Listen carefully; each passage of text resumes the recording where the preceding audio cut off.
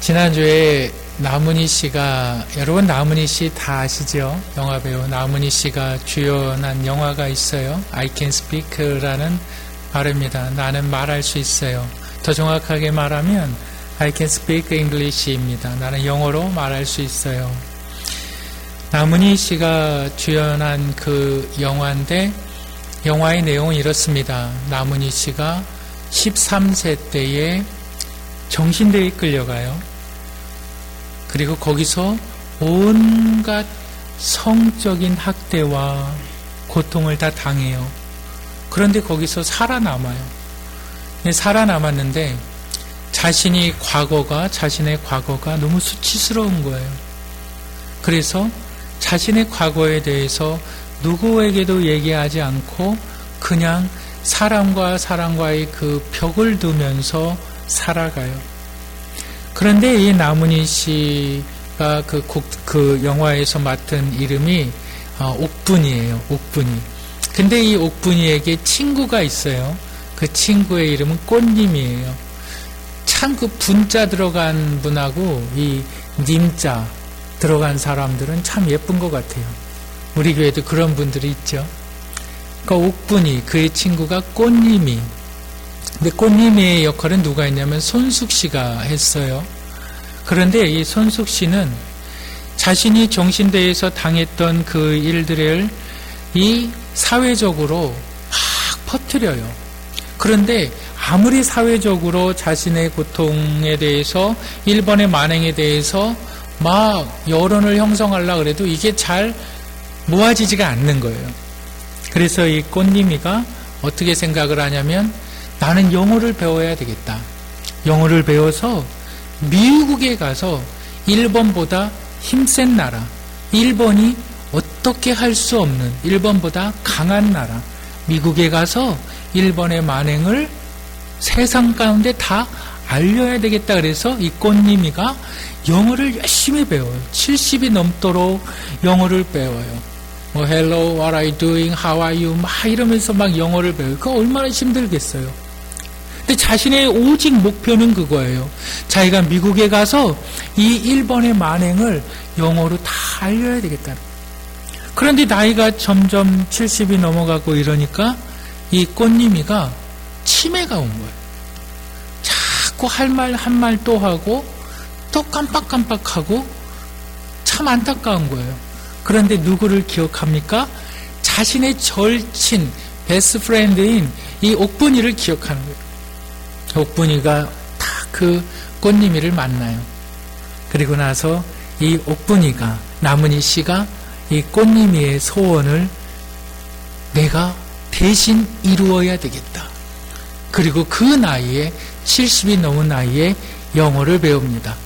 영어를 배우면서 그 여러 가지 고통과 어려움을 부닥치죠. 그러면서도 끝까지 영어를 배워서 결국에는 미국 의회에 서서 일본의 만행을 세상 가운데 다 알리는 내용의 영화입니다. 이것은 실질적인 사건이었어요.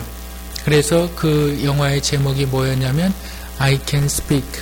근데 이 나문희 씨가 자신은 과거에 당했던 그 아픔들, 그 고통들을 철저히 숨기고 살았는데, 자신의 친구가 그 치매에 걸려서 그 소원을 이루지 못하는 것을 보고 그 친구의 짐을 자신이 떠안아서 자신이 미국에 가서 연설을 함으로 결국은 이 꽃님이의 인생의 목표도 이루어지고, 이 나문희는, 이 옥분이는 더 이상 세상 가운데 숨어 사는 사람이 아니라 이제 세상에 자신을 당당하게 드러내는 사람이 되는 거예요. 한 사람에게 용기를 주고, 한 사람을 위로하고, 한 사람에게 희망을 주는 것이 곧 그 사람들도 살리지만 희망을 주는 사람 역시 살아나게 된다라는 것이 오늘의 본문의 말씀이에요. 오늘의 본문의 제목이 뭐냐면 성도에 보이지 않는 능력. 성도에 보이지 않는 능력에서 우리가 기억해야만 되는 것이 있는데 한번 따라 하시겠습니다. 하나님의 은혜를 경험하자. 네, 우리 하나님의 은혜를 경험하자. 우리 골로새서 2장 1절 우리 다 같이 한번 읽어보시겠습니다. 2장 1절 읽겠습니다. 시작. 자들과 무릇 내 육신의 얼굴을 보지 못한 자들을 위하여 얼마나 힘쓰는지를 가 알기를 원하노니. 지금 사도 바울이 골로새 교인들에게 이렇게 얘기합니다. 내가 너희를 위해서 정말 힘쓰고 있다, 애쓰고 있다. 사도 바울이 왜 감옥에 붙잡혔습니까?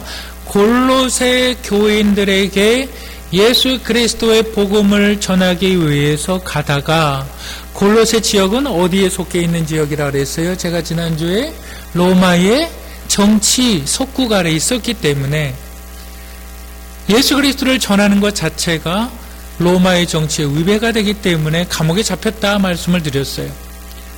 그리고 감옥에 갇힌 자가 이제 골로새 교인들에게 내가 너희를 위해서 힘쓰고 애쓴다. 그런데 이렇게 얘기해요. 나는 너희가 누군지 모른다. 너희의 얼굴도 본 적이 없다. 너희들 나 알아? 나 너희 몰라. 그런데 나 너희를 위해서 정말 힘쓰고 있어. 정말 애쓰고 있어. 그 힘쓰는 것이 뭘까요? 그것이 바로 2절의 내용입니다. 우리 2절을 한번 읽어보실까요? 2절 다 같이 읽겠습니다. 시작. 이는 그들로 마음의 위안을 받고 사랑 안에서 연합하여 확실한 이해의 모든 풍성함과 하나님의 비밀인 그리스도를 깨닫게 하려 함이니. 사도 바울이 지금 골로새 교인들, 내가 골로새 지역을 가보지도 않았어요. 교회에 왜요? 가다가 잡혔잖아요. 가다가 잡혀서 감옥에 갔잖아요. 골로새 교인들이 어디에서 무엇을 하고 있는지, 그들이 어떤 사람인지 사도 바울 지금 모르는 상황이에요. 그런데 그 교인들을 위하여서 사도 바울이 지금 간절히 힘쓰며 애쓰며 기도하고 있는데, 그것이 뭐냐면 그리스도 하나님의 비밀을 너희가 깨달아 알았으면 좋겠다. 하나님의 비밀이 뭐라고 말씀을 드렸습니까? 바로 창세로부터 나타난 하나님의 비밀. 여러분들, 하나님께서 천지를 창조하셨습니다. 아멘? 아멘? 그것을 믿으십니까? 아멘? 그러면 여러분들 그 자리에 계셨습니까? 여러분 바다를 만들 때, 온 우주를 만들 때, 해와 달을 만들 때 여러분 거기에 계셨습니까? 우리 거기에 있지 않았어요. 하나님이 세상을 창조하실 때 우리 거기에 있지 않았어요. 그래도 하나님이 세상을 창조했다는 것을 믿어요. 우리는 그것을 믿어요. 여러분, 똑같은 이야기입니다. 아담으로부터 죄가 시작된 이후로 하나님께서는 그 죄악이 온 인류로 퍼져나아갔을 때에 하나님의 완전한 구원의 계획을 세우셨는데, 그 구원의 계획이 예수 그리스도를 통해서 완성되었다. 이 비밀을 너희가 깨달아 알기를 내가 힘쓰고 기도하고 있다. 여러분, 이 비밀을 깨달으셨나요? 이 비밀을 알고 계신가요? 그 안에 어떠한 것들이 있는지 여러분 아시나요? 우리 2장 3절을 한번 읽어보시겠습니다. 2장 3절 다 같이 읽겠습니다. 시작.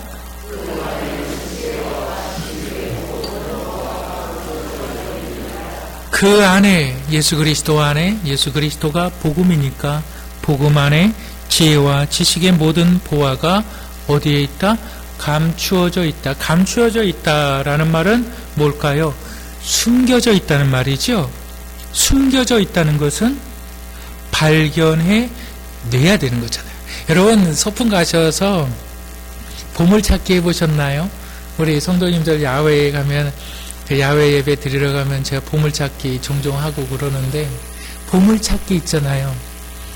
내가 몇 번을 이렇게 숨겨놔요. 나무 밑에도 숨겨놓고 어디 위에다도 숨겨놨잖아요. 숨겨놓는 이유가 뭐예요? 찾으라는 거잖아요. 예수 그리스도의 복음이 감추어져 있다.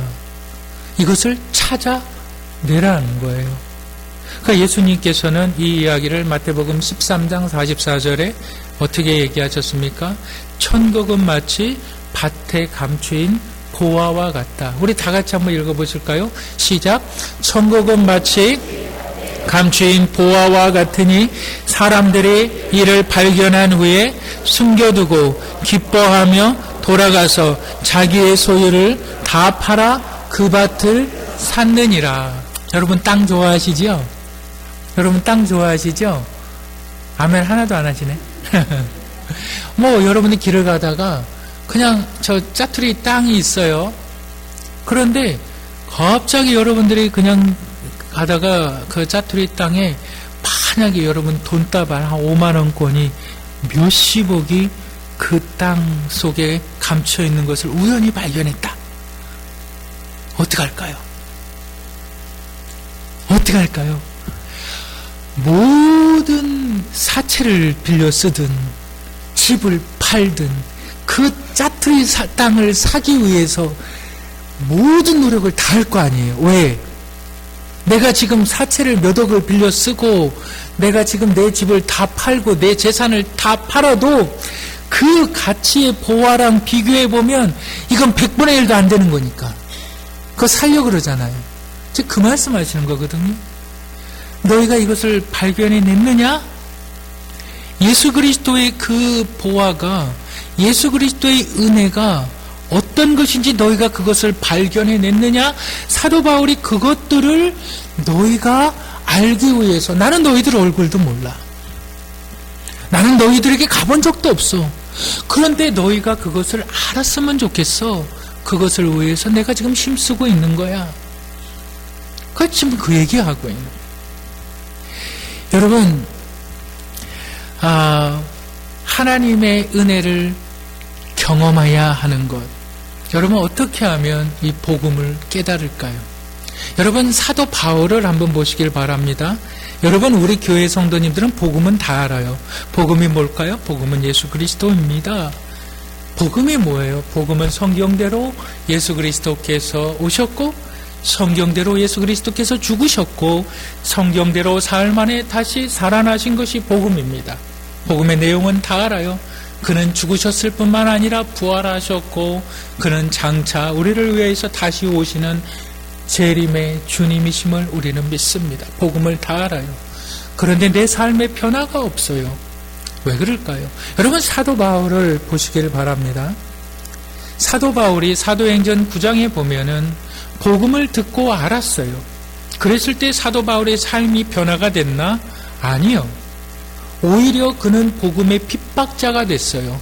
야, 죽은 자가 어떻게 다시 살아나느냐? 그런 말도 안 되는 소리가 어디 있느냐? 내가 예수 믿는 자들을 다 잡아다가 옥에 가두어야 되겠다 하며 복음을 알고 있었지만, 듣고 있었지만 복음에 순종하는 것이 아니라 복음의 핍박자가 되었습니다. 그래서 다메섹 도상으로 가는 중에 한낮에 하늘로부터 음성이 들려요. 사울아 사울아, 바울이 변화되기 전에 사울이잖아요. 사울아 사울아, 내가 어찌하여 나를 핍박하느냐. 사도 바울이 그때 뭐라 그럽니까? 주여 누구십니까? 여기서 주님이라는 말은 예수님 주님이라는 말이 아니에요. 우리가 잘 알지 못하지만 이 사람이 뭔가 대단해 보일 때 우리가 극존칭이라는 걸 쓰잖아요. 뭐 선생님, 어르신, 뭐 이런 뭐 철학자시여 극존칭을 쓰잖아요. 그겁니다. 주여 누구십니까? 나는 내가 핍박하는 예수라. 그리고 나서 그가 눈이 멀어버리잖아요. 그리고 어디로 갑니까? 아라비아로 가서 3년 동안 거기에 머물러 있게 되잖아요. 여러분 하나님의 은혜, 복음은 경험되어져야 하는 거예요. 내 삶을 통해서 신비한 하나님의 은혜가 경험되어져야 하는 거예요. 내 삶을 통해서 하나님의 은혜가 경험되어지지 않고는 복음이라고 말할 수가 없어요. 복음을 아는 것과 복음을 경험하는 것은 완전히 다릅니다. 복음을 아는 것으로 복음대로 살지 못해요. 복음의 능력이 뭔지, 복음의 보화가 뭔지, 복음의 비밀이 뭔지, 복음의 보석이 뭔지 전혀 몰라요. 여러분, 이 복음을 우리가 어떻게 경험할 수가 있을까요? 여러분, 이 복음을 우리가 어떻게 하면 우리가 경험할 수가 있을까요? 여러분, 한번 생각해 보시길 바랍니다. 다양한 문제 가운데 우리는 사로잡혀 있습니다. 가정의 문제, 자녀의 문제, 건강의 문제, 경제적인 문제. 어느 날 소화가 잘 되지 않아요? 병원에 가서 참 소화가 잘 안 되는 것 같아요. 그래서 병원에 가서 진찰을 해보니까 의사가 굉장히 시리어스하게 심각하게 말하는 거예요. 좀 MRI를 찍어보자, CT를 한번 해보자, 피검사를 해보자. 그리고 나서 의사가 암 3기, 스테이지 3라고 그러죠. 암 3기입니다. 이렇게 말하는 거예요. 위암입니다. 당신 대장암입니다. 그 스테이지 1, 2는 암 1기나 2기는 충분히 의학적으로 고칠 수 있는 확률이 높아요. 그런데 3기가 지나면 거의 살아날 수 있는 가능성이 25%에서 30%밖에 안 된다고 하죠. 근데 어느 날 가보니까 나에게 암이다. 막 갑자기 머리가 하얘지면서 복잡해집니다.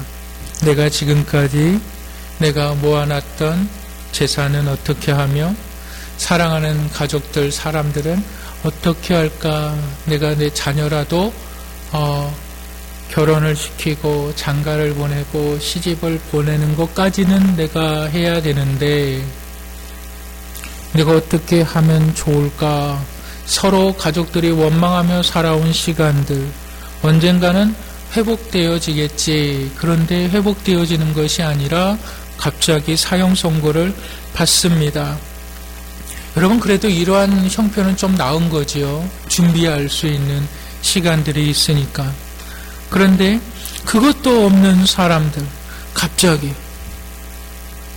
세상을 떠나는 사람들, 갑자기 여러 가지 사고를 당하는 사람들, 여러분 뉴스에서 보지 않습니까? 여러분, 우리가 이러한 아픔이나 문제들에 우리가 직면했을 때 그것이 복음을 깨닫는 하나님의 은혜를 경험하는 통로가 됩니다. 고통이 없으면 하나님께 나오질 않아요. 그래서 하나님 앞에 나와서 하나님 살려주세요. 하나님, 아니면 3년이라도, 아니면 내 자식 분가시키는 것만이라도 좀, 그때까지만이라도 좀 살려주세요. 2년이라도 1년이라도 좀 살려주세요. 모든 삶의 고통을 통해서 하나님의 은혜가 경험되어진다는 사실을 믿으시기를 주님의 이름으로 축복합니다. 하나님, 여러분 히스기야 있잖아요. 히스기야가 암 선고 받았어요. 스테이지 4라 그래요. 넌 암 말기다. 히스기야가 어떻게 합니까? 하나님 살려주세요. 눈물 콧물을 다 쏟잖아요. 우리가 이성적으로 판단할 때가 많아요.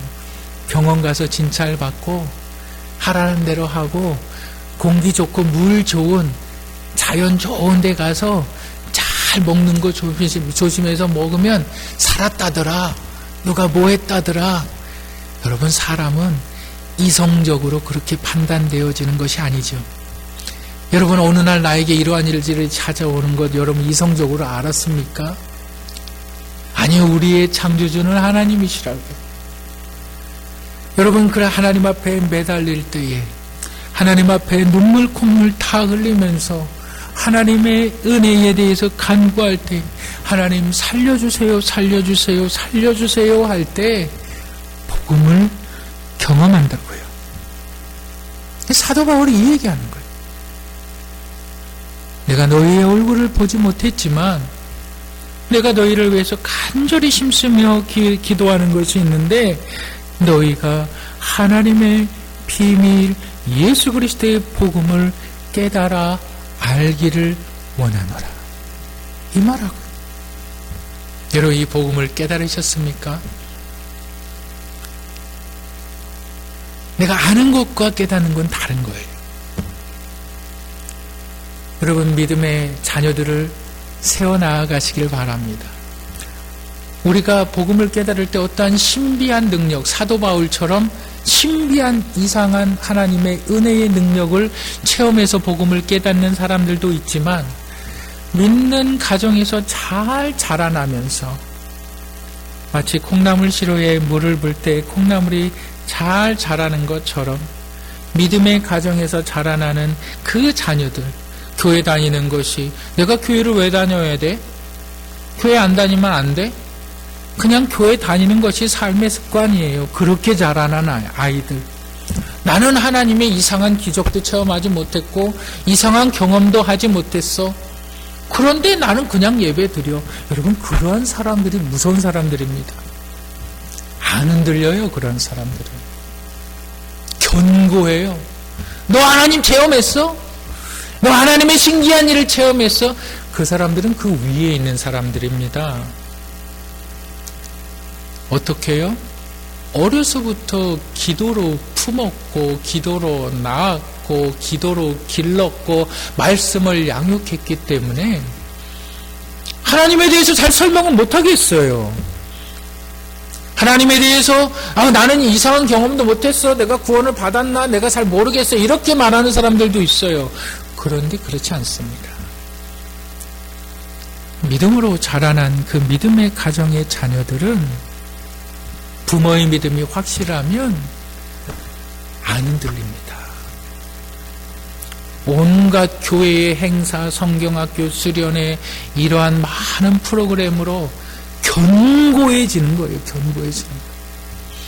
어떤 특별한 일이 없어요. 여러분 생각해 보세요. 암 걸려서 여러분 심각한 질병, 경제적인 파탄이 나서 하나님 앞에 눈물, 콧물을 흘리면서 하나님 은혜를 경험해야 되겠습니다. 이런 사람이 좋겠습니까? 아니면 평생 한평생 나에게 특별한 일 없이 사고 없이 하나님을 섬기며 그냥 자라나는 인생이 좋겠습니까? 그냥 자라나는 인생이 굉장히 축복된 거예요. 참 은혜스러운 거예요. 믿음의 자녀들을 키우시기를 주님의 이름으로 축복합니다. 그런데 일대가 믿는 분들,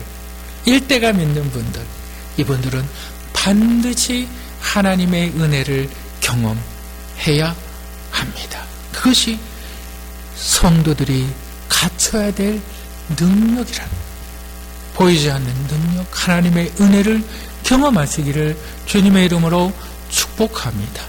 두 번째로 성도들의 보이지 않는 능력에서 우리 한번 따라 하실까요? 지속적으로 위로와 사랑을 주자. 네, 우리 골로새서 2장 2절을 다시 한번 읽을까요? 2장 2절을 읽겠습니다. 시작. 연합하여 이해와 모든 풍성함과 하나님의 비밀인 그리스도를 깨닫게 하려 함이니. 사도 바울이 지금 이렇게 말하죠. 분명하게 하나님의 비밀인 예수 그리스도의 은혜를 깨닫는 자들은, 다시 얘기하면 예수 그리스도의 은혜가 먼저 깨달아진, 예수 그리스도의 은혜를 경험한 자들은 그들의 삶을 통해서 위로와 사랑이 흘러간다. 이 예수 그리스도의 사랑을 체험한 자들의 삶의 형태라는 거죠. 여러분, 풍성이라는 말 이렇게 얘기해요. 너희가 예수 그리스도의 은혜를 깨달았을 때에, 예수 그리스도의 은혜를 경험했을 때에 너희의 삶을 통해서 위로와 사랑이 흘러가는데 그것이 얼마나 풍성한지. 여러분, 풍성이란 단어, 벼 한 톨을 심으면 그 한 톨에서 몇 알의 벼가 나오는지 아십니까? 보통 140에서 180알이 나온대요. 이게 풍성이라는 뜻이에요. 여러분, 감자 한 조각을 잘라서 땅에 심으면 감자 몇 개가 나오는지 아십니까? 보통 60개가 나와요. 여러분, 이것을 갖다가 정말 풍성이라는 말을 쓰기에 충분한 말입니다.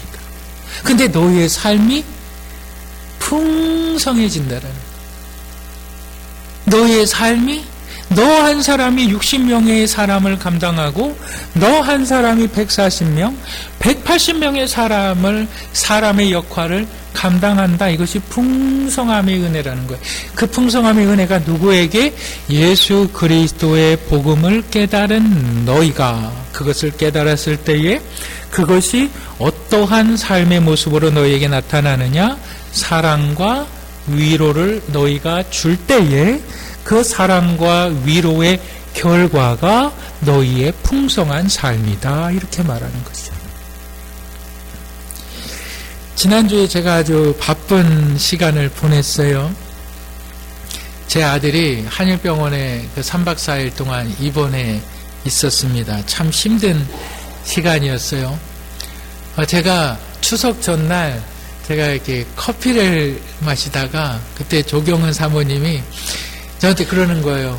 왜 커피를 타는데 이렇게 맛없게 탔냐 막 이렇게 저한테 뭐라 그러는 거예요. 그래서 나는 아무것도 안 탔다 하면서 이것을 이렇게 딱 보여주려고 딱 이러다가 홀라당 쏟은 거예요. 얼마나 이게 뜨겁습니까? 그래서 제 아들 이 다리에 양쪽에 아주 시뻘겋게 이렇게 다 화상을 입어서 바로 한일병원 응급실로 데려갔어요.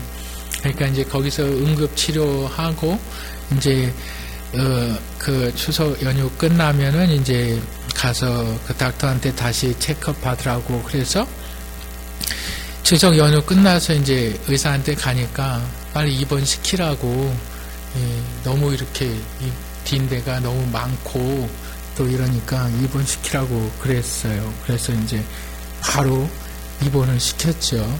월요일날 입원을 시켰죠. 그리고서 이제 거기 이제 병실에 가니까 5명이 이렇게 같이 있어요. 한 방에 5명. 제가 굉장히 이렇게 좀 민감하거든요. 사람이 좀 그래서 코 고는 소리, 전 코 고는 사람 옆에서 못 자요, 잠을. 근데 거기에 있으니까 앞에 있는 사람은 밥을 먹으면 트름을 꺽꺽 하는 거예요. 그리고 바로 제가 누워있는 그 예찬이 눕고 제가 그 보조 침대 거기 있고 그 옆에 있는 사람 자꾸 이렇게 방구를 껴요. 그리고 사람들이 좀 이렇게 전화 오거나 좀 그러면 좀 이렇게 좀 조용히 받아야 되는데, 그래, 나야! 나 지금 병원이야! 막 미치겠는 거예요, 머리가. 그러니까 5명이서, 야, 이거는 진짜 미치겠다. 이거 여기서 어떻게 있나. 근데 뭐 어떻게 할 도리가 없잖아요. 거기서. 제가 얼마나 민감하냐면, 목사님들이 이렇게 모이거나 그렇게 해서 몇 박 며칠이 이렇게 있고 그러면 저는 제가 누가 옆에서 코 고는 분이 있으면 좀 잠을 못 자요. 그래서 아예 그냥 여름 같은 경우는 차에 나와서 그냥 불편하지만 차에 있는 게 좋아요. 차에서 잠을 자는 게 불편해도 그렇게 좀 조금이라도 잠을 자야지. 근데 이거는 너무 힘든 거예요. 그러니까 며칠을 꼬박꼬박 새는 거예요. 제 아내는 그냥 밥 해대느라 그냥 밥 싸갖고 매일 그냥 오느라, 제 아들은 학교도 못 가지요.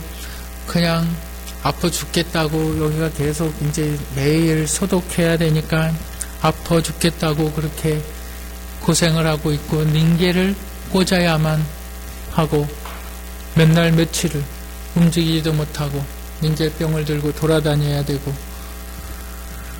여러분, 그런데 중요한 것은 뭐냐면 본인이 잘못한 게 아니에요. 제가 잘못한 거예요. 그런데 고통은 다른 사람이 당해요.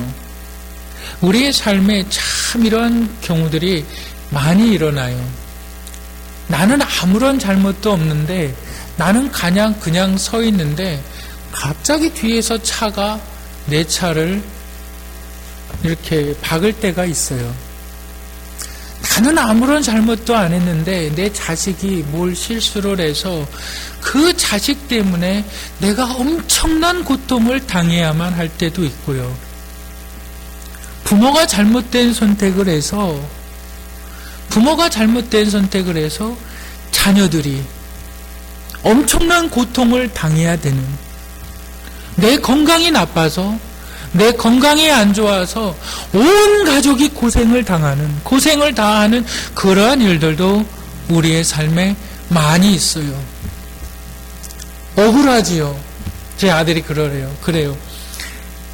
나가지도 못하고, 밖에 나가지도 못하고, 친구들이 놀러 오라고 부르는데 나가지도 못하고.